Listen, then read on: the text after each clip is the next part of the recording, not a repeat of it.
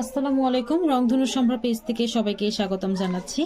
আজকে হচ্ছে আমরা গাছের যে পোকামাকড় দমনের সমাধানটা আছে সেটা নিয়ে আজকে আমরা কথা বলবো।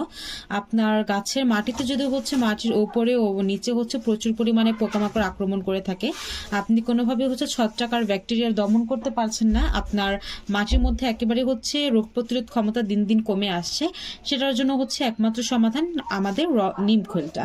নিমখোলটা যদি হচ্ছে আমরা মাটির মধ্যে প্রয়োগ করি, এটি হচ্ছে আমাদের মাটিতে থাকা উপরে ও নিচের পোকামাকড়গুলো দমন করবে খুব ইজিলি। এর পাশাপাশি হচ্ছে এটা মাটির উর্বরতা বৃদ্ধিতে সাহায্য করবে, ক্ষতিকারক পোকামাকড় দমন করবে, যেমনটা হচ্ছে আমাদের কেঁচো থেকে শুরু করে বিভিন্ন টাইপের ছোটখাটো যদি হচ্ছে পোকামাকড় হয়ে থাকে সেগুলো দমন করবে, ছত্রাকনাশক ও ব্যাকটেরিয়ানাশক হিসেবে কাজ করবে।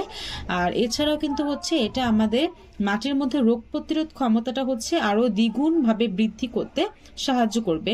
সকল টাইপের গাছের ক্ষেত্রে হচ্ছে আমরা নিমখোলের ব্যবহারটা করতে পারি।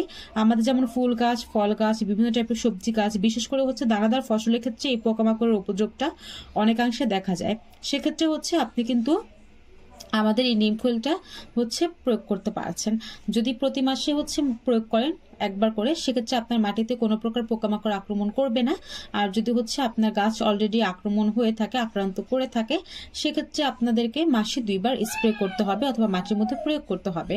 একেবারেই পরিবেশ বান্ধব, কোনো প্রকার সাইড ইফেক্ট নেই। যদি ব্যবহার বিধিটা নিয়ে বলি, সেক্ষেত্রে প্রতি 2.5 কেজি মাটিতে হাফ মুঠ আর 5 কেজি মাটিতে যদি 1 মুঠ করে আপনারা এই নিমখোলটা প্রয়োগ করেন, সেক্ষেত্রে আপনার গাছটা একেবারেই পোকামাকড় মুক্ত আর ব্যাকটেরিয়া মুক্ত হয়ে যাবে।